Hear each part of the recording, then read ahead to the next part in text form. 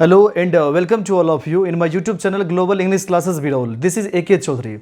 In today we are going to look at preposition. आज हम लोग बात करेंगे preposition चैप्टर की.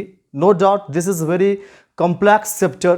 इस चैप्टर को थोड़ा सा समझना मुश्किल हो जाता है, लेकिन प्रॉमिस है कि अगर आप मेरे वीडियोज़ को जितने भी वीडियोज़ इसके जितने भी पार्ट्स हैं उसको यदि आप देखेंगे तो आपको कोई कन्फ्यूज़न नहीं होगा. सो स्टार्ट करते हैं आज के क्लास को.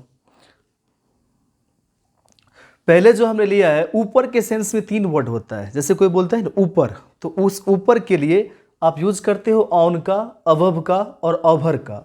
जो तीनों में डिफरेंस है कि कहाँ पे हम ऑन का यूज करें, कहाँ पे अबव का और कहाँ पे ओवर का. इस तीनों को पहले समझ लेते हैं, फिर क्वेश्चन आंसर करेंगे. ऑन का यूज आप तब करते हो जब कोई व्यक्ति या वस्तु किसी व्यक्ति या वस्तु के ऊपर में होता है और उसके टच में होता है. ऑन का प्रयोग कब करते हैं? जब कोई व्यक्ति या वस्तु किसी व्यक्ति या वस्तु के ऊपर में होता है और उसके टच में होता है, संपर्क में होता है, तब आप यूज क्या करते हो? ऑन का. मतलब इन फिजिकल टच. यदि फिजिकल टच में है तो वहां पे आप क्या यूज करोगे? ऑन का. जैसे कोई बोले टेबल पर किताब है, टेबल पर किताब है या टेबल पर एक किताब है, तो आप क्या बोलेंगे? There is a book on the table. क्योंकि टेबल के ऊपर किताब है तो उसके क्या है? कॉन्टैक्ट में है, फिजिकली वो क्या है? कॉन्टैक्ट है, संपर्क में है. अबव का यूज आप कब करते हो? अबव का यूज आप तब करते हैं जब कोई व्यक्ति या वस्तु किसी व्यक्ति या वस्तु के ऊपर में तो होता है बट उसके कांटेक्ट में नहीं होता है, उनके टच में नहीं होता है, तो वहां पे आप यूज किस चीज़ का करते हो? अबव का. जैसे कोई बोले पंखा हम लोगों के ऊपर है, पंखा हम लोगों के ऊपर है तो वो हमारे कॉन्टेक्ट में नहीं है. The fan is above us. The fan is above us. ऊपर तो हो but no contact, no touching. Over का यूज आप कब करते हो? ओवर का यूज आप तब करते हो जब कोई व्यक्ति या वस्तु किसी व्यक्ति या वस्तु के ऊपर में होता है और उसे कम से कम 2 दिशाओं से घेर के रखता है. कम से कम 2 दिशाओं से उसे घेर के रखता है. जैसे हम लोग के ऊपर क्या है? छत है. ये तो चारों तरफ से घेर लिया है, लेकिन यदि कम से कम 2 दिशाओं से भी घिरा हुआ होगा तो वहां पे यूज क्या होगा? ओवर का. ज़्यादा से ज़्यादा जितना दिशा से घेर ले, लेकिन कम से कम 2 दिशाओं से घेर के रखा हो. जैसे आप सुने होंगे नाम ओवर ब्रिज. क्या सुनते हैं? Over bridge. उसका नाम ऑन ब्रिज या अबव ब्रिज नहीं होता है. क्या नाम होता है उसका? ओवर ब्रिज नाम होता है. ओवर ब्रिज क्यों नाम होता है? क्योंकि ब्रिज मीन्स होता है पुल, और जब कोई पुल चलता है तो ऐसे करके रहता है. डेट मीन्स ये हुआ कि एक जगह से चलना शुरू हुआ और दूसरी जगह पर जाकर के वो अंत होता है, तो कम से कम उसे 2 दिशाओं से घेर के रखता है, इसलिए उसका नाम क्या होता है? ओवर ब्रिज नाम होता है.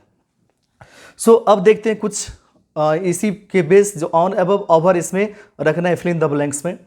There is a laptop dash my head. मेरे सर के ऊपर क्या है? एक लैपटॉप है. मेरे सर के ऊपर एक लैपटॉप है. क्या यूज करोगे? ऑन, अबव या ओवर? तो सही जवाब क्या होगा आपका? ऑन. यहाँ पे क्या यूज करेंगे आप? ऑन का. क्योंकि मेरे सर के ऊपर लैपटॉप, यदि किसी ने अपने सर के ऊपर लैपटॉप रख लिया तो उसके कॉन्टैक्ट में होगा, उसके संपर्क में होगा, तो वहां पे आप क्या यूज करोगे? ऑन का. There is a bridge dash the Ganga. Bridge मतलब पुल. पुल किसके ऊपर है? गंगा के ऊपर है. तो गंगा के ऊपर पुल है, अब बता दिए थे पहले ही. उसका नाम क्या होता है? ओवर ब्रिज होता है ना. तो ब्रिज जैसे ही आया, ब्रिज किसके ऊपर है? गंगा के ऊपर, तो वहां पे आप यूज किसका करोगे? ओवर का. There is a bridge over the Ganga. Third है आपका there is a book dash the table. एक किताब है किसके ऊपर? टेबल के ऊपर. किसका यूज होगा? कॉन्टैक्ट में होगा ना. टेबल के ऊपर जैसे ही किताब होगा तो उसके क्या होगा? कॉन्टैक्ट में होगा, फिजिकली टच होगा, तो यूज क्या होगा? ऑन का. There is a book on the table. Next है आपका 4 number. The fan is moving dash us. पंखा चल रही है हम लोगों के ऊपर. पंखा हम लोगों के ऊपर चल रही है, तो इसका यहाँ पे अब क्या लगा? The fan is moving us. पंखा हम लोग के ऊपर चल तो रही है बट हम लोग के कोई कॉन्टैक्ट में नहीं है. यदि कॉन्टैक्ट में नहीं है, संपर्क में नहीं है, तो वहां पे क्या यूज होगा? अबव का. The fan is moving above us. 5 number है आपका. The roof is dash my head. छत हम लोगों के ऊपर है. छत मेरे सर के ऊपर है, तो क्या होगा यहाँ पे? The roof is over my head. क्योंकि छत हमको कम से कम 2 दिशाओं से घेर के रखा ही है, ज़्यादा से ज़्यादा जितना हो जाए.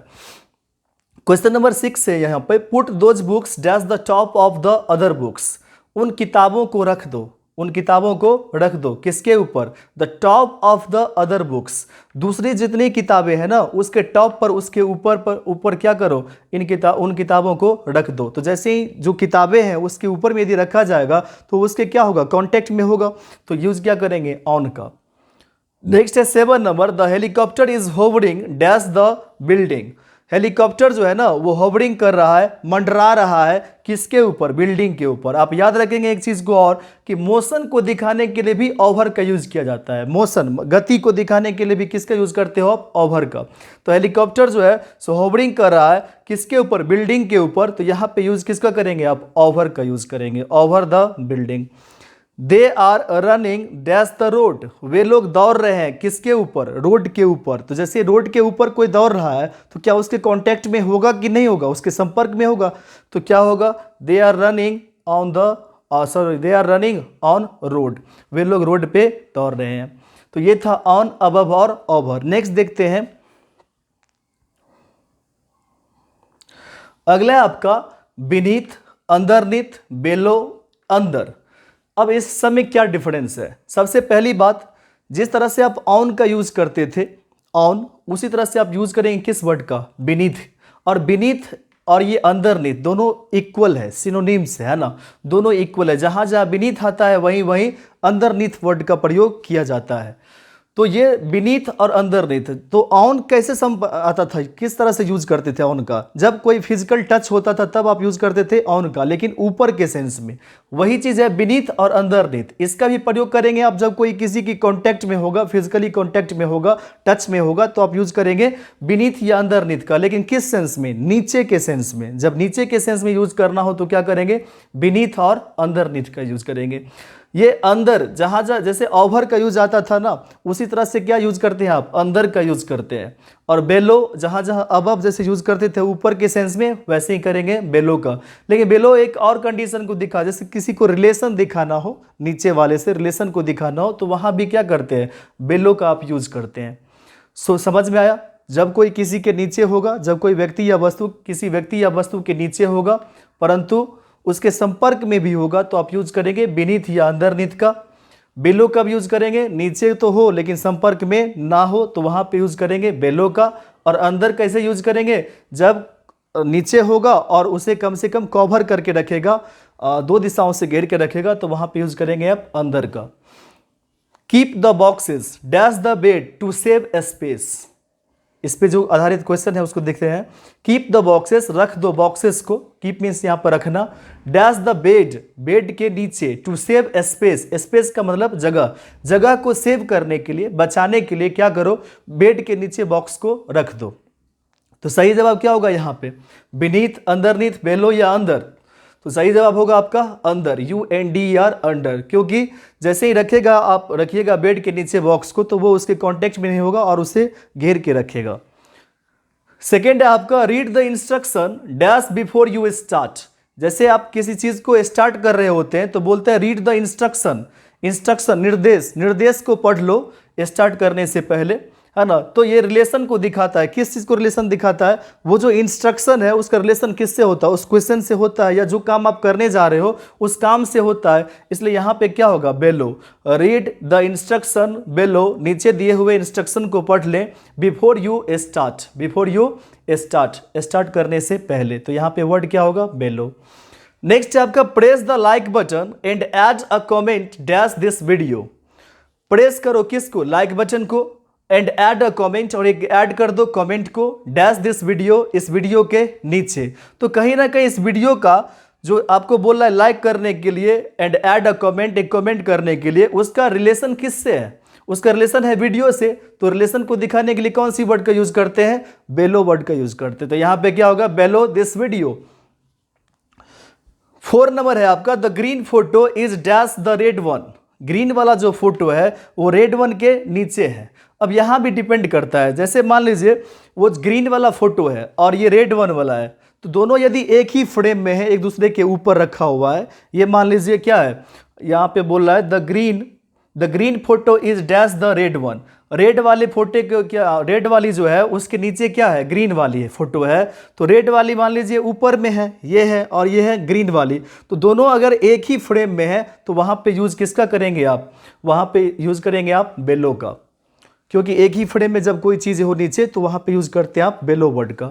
नेक्स्ट है आपका the book is dash pillow. किताब जो है वो तकिए के नीचे है। The book is dash pillow, किताब तकिए के नीचे है। जब तकिए के नीचे होगा किताब तो वो उसके क्या होगा, कॉन्टेक्ट में भी होगा, टच में होगा, तो यूज क्या करेंगे आप, बीनीथ या अंडरनीथ, दोनों में से कोई वर्ड आप यूज कर सकते हैं यहाँ पे। नेक्स्ट है आपका 6 number, Rahul's apartment is dash mine. Rahul का अपार्टमेंट जो है वो मेरे नीचे है। राहुल का अपार्टमेंट मेरे अपार्टमेंट के नीचे है, तो कांटेक्ट में भी होगा, संपर्क में भी होगा, तो वहां पे यूज क्या करेंगे आप, बीनीथ या अंडरनीथ, दोनों में से कोई वर्ड यहाँ पे फिट है। नेक्स्ट है आपका Shankar is lying dash kalij feet. Shankar लेटे हुए हैं किसके पैर के नीचे, काली के पैर के नीचे। जैसे आप जाते हैं ना दर्शन करने के लिए काली जी के, तो काली जी के पैर के नीचे देखिएगा, पैरों के नीचे शंकर जी लेटे हुए होते हैं। तो जो पैर के नीचे लेटे हुए रहते हैं तो उनके संपर्क में भी होते हैं, तो संपर्क में यदि होगा तो वहां पर यूज क्या करेगा, बीनीथ का। Shankar is lying beneath Kali's feet. Next है आपका we are sitting dash the fan. हम लोग बैठे हुए हैं किसके नीचे, पंखे के नीचे। तो यदि हम लोग पंखे के नीचे बैठे हुए हैं तो यहाँ उसके संपर्क में तो नहीं है, तो यूज किसका करेंगे, बिलो का। We are sitting below the fan, हम लोग पंखा के नीचे बैठे हुए हैं। तो ये था आज का class. Next class next part next day मिलते हैं।